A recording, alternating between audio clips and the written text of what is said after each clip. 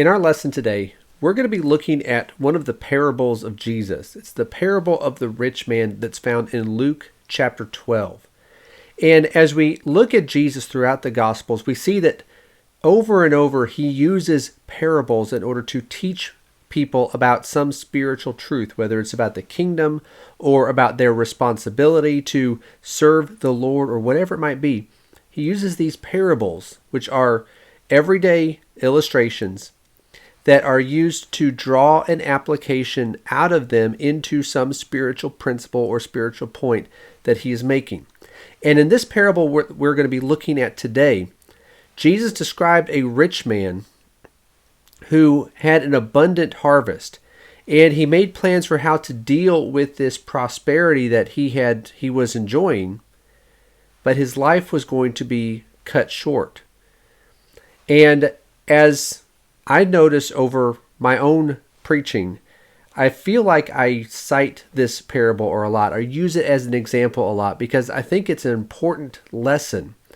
But I usually cite this as part of another lesson rather than spending an entire lesson on this parable. So that's what we're going to do today. We're going to spend this lesson looking at this parable of the rich man in Luke chapter 12. As we look at the parables of Jesus, what we need to try to do is identify what the main point is. And once we know what the main point is, we can then see what applications we need to make from that to our lives today.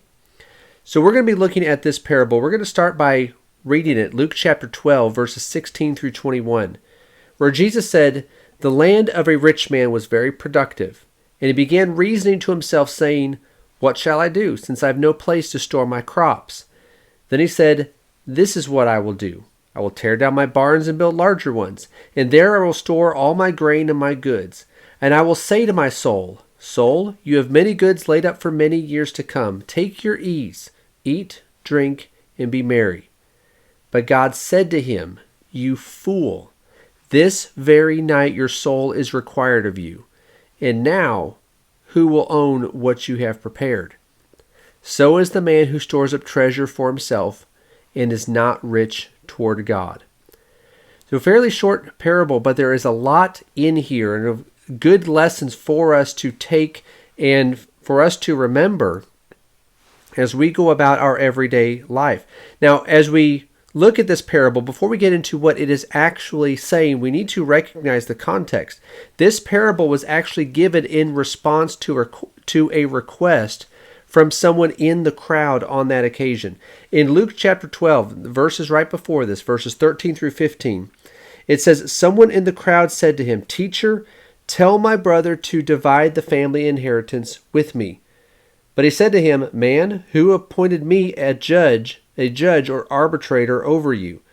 Then he said to them, 'Beware and be on your guard against every form of greed, for not even when one has an abundance does his life consist of his possessions.'" So here you have this request that is made of Jesus. Someone in the crowd wanted Jesus to tell his brother to divide the family inheritance with him. So evidently you had some family trouble and problems and strife that this individual was enduring, that his brother received the family inheritance, refused to share it with him, and who knows if there were other siblings or not, but he refused to share it. And so this one didn't think that was fair. He wanted Jesus to come in and tell this other person that he needed to divide the inheritance with him. Jesus, however, he refused to get involved. He was not going to get involved between these two brothers. He said, "Who appointed me as a judge or arbitrator over you?" Jesus' purpose in coming here to the earth, besides what we're going to see in going to the cross, but that is included in his purpose, was to make disciples and to save men. Jesus came to get people who would follow him, and he provided the way of salvation, the way to be forgiven through his sacrifice on the cross. That was why Jesus came to earth. He didn't come here to make everything fair for everyone. That's not his purpose. That wasn't why he came. He came to save us. He came to make disciples. So instead of fulfilling this request and addressing this perceived unfairness that, well, this brother is not sharing the family inheritance with me, instead, Jesus gave two warnings.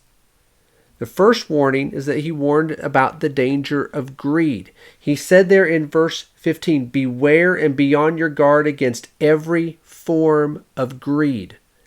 And then the second warning there in that same verse was about judging our lives by our possessions. He says, "Not even when one has an abundance does his life consist of his possessions." Even if someone has a lot, if someone has a little, whatever we have, our life is more than that. Our life is worth more than what we have. And that does not, whatever we possess, if we possess a lot of wealth in this life, if this brother received all of the inheritance, that didn't mean that he was more valuable than the brother who received nothing. He warned about judging our lives by our possessions. So what is the point of the parable? Well, in the parable, as we read it, Jesus described a rich landowner who had an abundant harvest. And he needed to do something about this. There were few options that he may have decided to pursue in doing something because he had the abundant harvest. That was a situation he had to deal with. He could decide to just leave it and not do anything with it and just let it stay out in the field. He could decide to gather it all up, but then if he didn't have a place to store it, he would gather it and just let it all go to waste. That was an option, not a good option, but it was something he could have done. Or he could find a way to store everything, which is what he decided to do. Tear down my barns and build larger ones. So that's what the course that he decided to take. He said, I have this harvest. I need to do something with it. I'm going to tear down my barns and build larger ones. And so there I'll have a place to store all my grain and my goods. The problem was there's something happened along the way that he didn't plan for. All of this is about his planning. You have the harvest. Okay, I've got to plan. I've got to do something to deal with this situation. And so I'm going to tear down my barns and build larger ones. So he's planning these things. He's trying to figure things out. But then something comes along that he doesn't plan for. He said it was told to him that this night your soul is required of you. That his life is going to be over. He thought he had more time, but he didn't. And so what happened was that he neglected his soul for his earthly pursuits. He says, I will say to my soul, soul, you have many goods laid up for many years to come. Take your ease, eat, drink, and be merry. He didn't think he had to concern himself with his spiritual well-being, about the condition of his soul and where his soul, which is really himself, where he was going to be once this life was over. He neglected his soul for the work that was in front of him. So the main point of this parable is that our soul is more valuable than any earthly treasure. That's something that we need to understand. We need to recognize from this parable. Our soul is more valuable than anything in this life. And so as we look at this parable, there are a few things that we need to understand. First, we need to have a proper understanding about his prosperity. I think there are some Christians, well-meaning Christians, who have this concept in their minds that prosperity is automatically a bad thing. This man had an abundant harvest, but we should not automatically think that was a bad thing. This was not a curse. Instead, this was a blessing. The wise man said over in Ecclesiastes chapter 5 and verse 19, talking about prosperity, he said, furthermore, as for every man to whom God has given riches and wealth, he has also empowered him to eat from them and to receive his reward and rejoice in his labor. This is the gift of God. And so notice it says that his wealth, his riches, it's been given to him by God. It is a gift of God. And this is something that he can enjoy these things. He's empowered him to eat from them and to receive this reward and rejoice in his labor.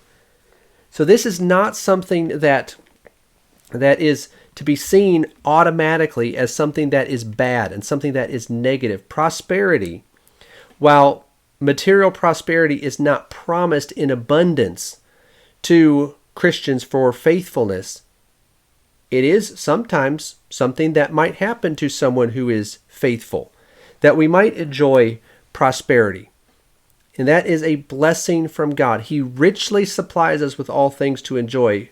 Paul told Timothy to instruct the rich in 1 Timothy 6 and verse 17. He richly supplies us with all things to enjoy. So here you have this rich man in this parable. He had an abundant harvest, which means he was blessed by God. Unfortunately, this did not motivate him to serve God and to make sure he was doing what the Lord wanted him to do, to honor him with his wealth.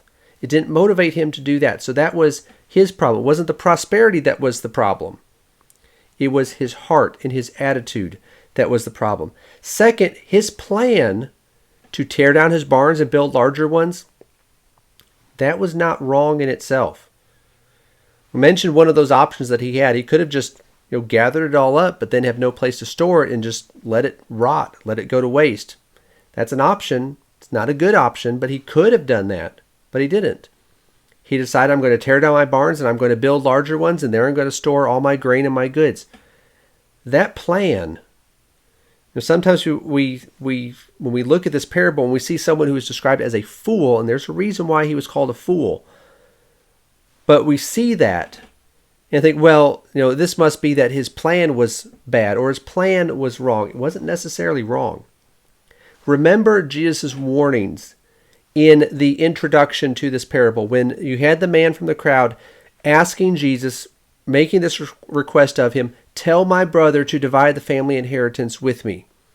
What did Jesus warn about? He warned about, first, greed. And so if you have this man who is motivated by greed, then that would have been wrong. But someone who is enjoying prosperity, or who is working hard, and through the effort that he is putting forth enriches himself, he's not always motivated by greed. Sometimes that's the case, but it's not always the case. And so if he's motivated by greed, then that would be wrong. Or the other thing Jesus warned about, that we are not to judge our lives by our possessions. It would have been wrong for him to say that, well, look at everything that I have, therefore I am better than others because of look at what I have. Look at how prosperous I am. I must be better than other people are. That would be wrong. But again, someone in this situation, that's not always their attitude. They may not think of themselves as being better than others. They may still be humble. They're just prosperous. So Jesus, in this parable, as we look at this rich man, we need to recognize that the prosperity was not bad. The plan was not necessarily wrong. His motive could have been wrong, but the plan itself was not necessarily wrong. But you have what happens in this parable, that Jesus described a reality to make his point. He described a reality that many people just don't want to think about. And that is the fact that death can come at any time. This night, your soul is required of you. This is a reality that we all have to face. We are not invincible. Just as we see with this man, this night your soul is required of you. One day each one of us will pass from this life. It is appointed for men to die once, and after this comes the judgment. Hebrews 9 and verse 27. James described our existence here in James 4:14 as being like a vapor that appears for a little while and then vanishes away. We're not here very long. Our life could be over at any time. And when that happens, Whatever we have gained in this life, whether we are like the rich man who simply happened to have an abundant harvest, or our business took off, or we enjoyed some success, or whatever it might be, whatever we have gained in this life, even if we just have lived modestly, we've just been able to live comfortably, or maybe just barely getting by, whatever it is, whatever degree of success or wealth or prosperity we have enjoyed in this life, one day, when we leave this life, all of that's going to be left for someone else. We read the passage earlier in Ecclesiastes chapter 5 that talks about the riches and wealth that one has as being a blessing from God. It is the gift of God. But earlier in Ecclesiastes chapter 2, the wise man described the reality that one day, no matter how hard I work, no matter how wise I conduct my business, one day all of this is going to be left for someone else. He said in chapter 2 of Ecclesiastes, verses 18 and 19, he says, "Thus I hated all the fruit of my labor for which I had labored under the sun, for I must leave it to the man who will come after me. And who knows whether he will be a wise man or a fool, and yet he will have control over all the fruit of my labor, for which I have labored by acting wisely under the sun. This too is vanity." He's talking about the fact that in order to gain the level of prosperity that he had to be smart about what he was doing. He had to exercise wisdom. But one day he's going to be gone. Someone else is going to take over that operation, that business, that wealth that he has. He may be a fool. He may not be someone who is able to handle that prosperity and that wealth and that success. He may squander it. He may ruin it. He may lose all of it. He may act like a fool when it comes to these matters of business and wealth management. He may not be able to handle that. It may all be gone. So he says this is vanity. So despite this man's good fortune in this parable, going back to this parable that Jesus gave in Luke chapter 12, despite the rich man's good fortune, his diligent planning, his industriousness, that he was willing to work hard, tear down my barns and build larger ones, that he was willing to put in the effort. He was willing to work hard and do what needed to be done. He was receiving blessings from God. He was described as a fool. You fool, this night your soul is required of you. Why was he a fool? It wasn't because he was prosperous. It wasn't because he made plans for how to deal with the condition that existed, this abundant harvest, how to take all that in. That's not why he was a fool. He was a fool because of his spiritual condition, because he had neglected his soul for the things of this life. So what can we take from this parable? What lessons do we need to learn to apply to our lives? First, we are not to be envious of what others have. Over in James chapter 4, and we talked about this in our lesson last week. We've been going through a series on James a couple times a month, and in James chapter 4, it talks about quarrels and conflicts and strife that exists, and he says, what's the reason for all of this? You're envious of others. You are envious of what others have. Don't be envious of what others have. This is what prompted the parable. You have someone, a brother, who is envious that his brother who had received the inheritance was not sharing it with him. He was envious. Don't be envious of what others have. Instead, be content. Paul explained in Philippians 4 that in whatever circumstance I am, and he had been prosperous, he had been suffering need, he had experienced both extremes. He learned in whatever circumstance he was in to be content. We also need to, rather than being envious of others, we need to be happy for them. Romans chapter 12 and verse 15 says we are to rejoice with those who rejoice. If someone enjoys prosperity, Don't be envious of them. Instead, rejoice with them. This is the gift of God. Now, if someone has a wrong attitude about things, we might be in the position to help correct them, but that's separate from the matter of them being wealthy or them being prosperous or them being successful. Don't be envious of that. Rejoice with those who rejoice. Do not be envious of what others have. Also, another lesson for us is that we're not to judge our worth by our possessions.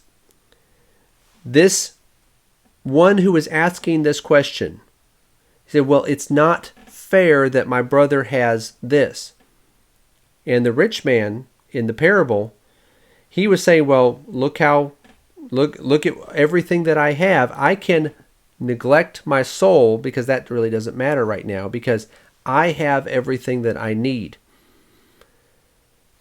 In both cases, you have someone judging their worth by their possessions, either what they have or what they don't have.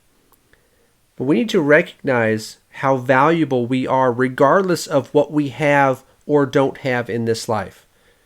Each one of us has been made in the image of God. Genesis 1:26 and 27 talks about that. That from the beginning when man was created, he was made in the image of God. And when we fast forward to the New Testament, in 1 Peter chapter 1, Peter explained that we have been redeemed, not with perishable things like silver or gold. And those things we recognize as being valuable. We have been redeemed by those things. Instead, we've been redeemed by precious blood, the blood of Christ, the Son of God, who offered his life on the cross for our sins, who shed his blood so that we could have our sins washed away. That's how valuable we are. That God sent his Son so that we could be saved. Jesus was willing to offer his life so that we could be forgiven. To God, we are inherently valuable. It doesn't matter what we possess or don't possess in this life. To God, we have value. We need to recognize this and not think that we are worth so much or so much more or so much less based upon what we have in this life. Don't judge yourselves based upon that. Also, we need to recognize that material prosperity is not wrong in itself. Again, we sometimes look at this parable, we have a tendency to look at it and think that, well, this man was wrong because he had this wealth. That's not why he was wrong. That's not what the problem was. Paul said over in 1 Timothy chapter 6 and verse 10 that the love of money is the root of all sorts of evil. He did not say money was the root of all sorts of evil. He said the love of money is the root of all sorts of evil, and some by longing for it have pierced themselves through with many sorrows. It doesn't matter if we have it or don't have it, if we have wealth or we don't have wealth. If we love money, as he described it there, we are opening ourselves up to sin and temptation. So the material prosperity is not wrong in itself. In fact, there is a lot of good that we can do if we have this level of wealth or prosperity. In the passages that we have there on the screen, and we won't go through all of them right now, but they describe how we can provide for our family, we can help those who are in need, we can be rich in good works, we can help contribute to the church and the work of the church. There are a lot of things that we can do. Spiritual in nature, helping others, things for our family, providing for our own. There are a lot of things that we can do with wealth and with prosperity. It doesn't mean that we can't do certain things without the prosperity. We can do a lot of things without money. But that wealth, that prosperity, if we do have it, can make it more available to us, these opportunities to do good, to help others, to use that. The material prosperity is not wrong in itself. It just depends on how we use it and how we view it. Also, another lesson from this parable is that we are not to neglect our soul for anything in this life. Again, going back to the rich man in this parable, the prosperity wasn't wrong. The plan that he made was not necessarily wrong, depending on what his motives were. The plan was not necessarily wrong. The problem was he was neglecting his soul. He said, soul, you have many goods laid up for many years to come. Take your ease, eat, drink, and be merry. He was neglecting his soul because he needed to focus. In his mind, this is what he needed to do. He needed to focus on what was in front of him, the work that he had before him, the plans that he had before him, the managing that wealth and prosperity and that abundant harvest that he had. That was what he needed to focus on.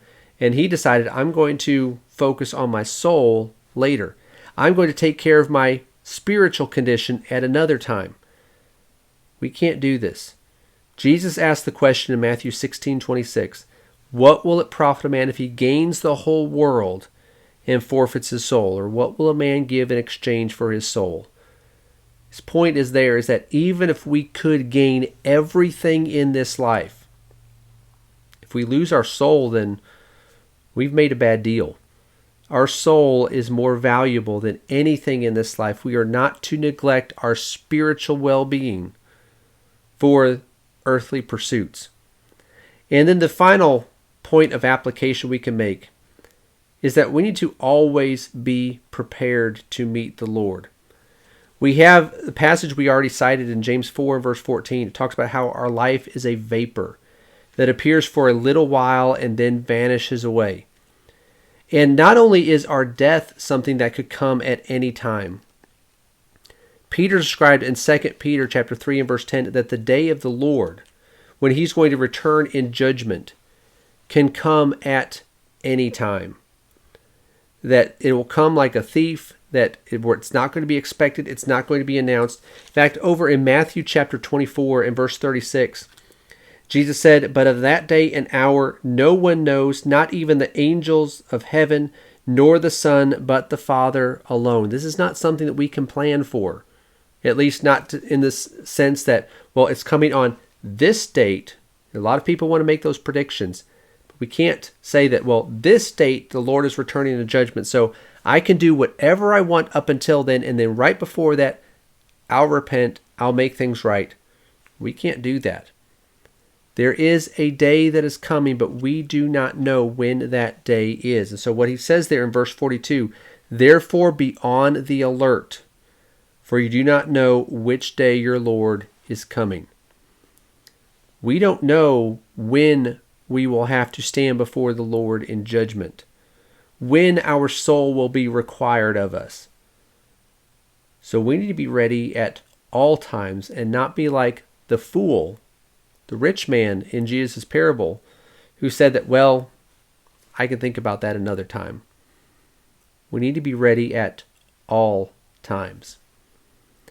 So thinking about this parable, the parable of the rich man, it is easy to become distracted by the things of this life. That's what happened with this man. And incidentally, that's also what happened with the one in the crowd who asked Jesus this question that prompted the parable, or made this request of him. Tell my brother to divide the family inheritance with me. It's easy to be distracted by the things of this life. Either what we have, the man in the parable, this is what he did, or what others have, the one who made the request of Jesus from the crowd. We can become distracted by these things. We can have the possessions, we're focused on those things, or we can look at what others have that we don't have, and we're focused on that. But either way, we're distracted from what we ought to be doing. Our focus is not where it needs to be. We are not to be conceited, thinking that, well, I have more than others, so I'm better than others. We are also not to be envious. Look at what they have that I don't have. Don't be conceited. Don't be envious. But instead, we need to recognize the value of the soul, of our soul, each one of us, that it is valuable to God. Recognize that, and then make preparations for eternity. We look at this parable of the rich man. We see that this life is not all there is. We need to be prepared for what comes next. And so while it is good to work hard, it's good to be good stewards of what God has blessed us with here, we need to recognize that it's temporary. Our lives are temporary. So as we go through this life, doing the best that we can here and enjoying whatever blessings that God has provided for us, let's always remember these things are temporary. Life is short. Let's make sure in everything that we do, in every day that we live, we are ready for that day, whenever it might be, when our soul will be required of us.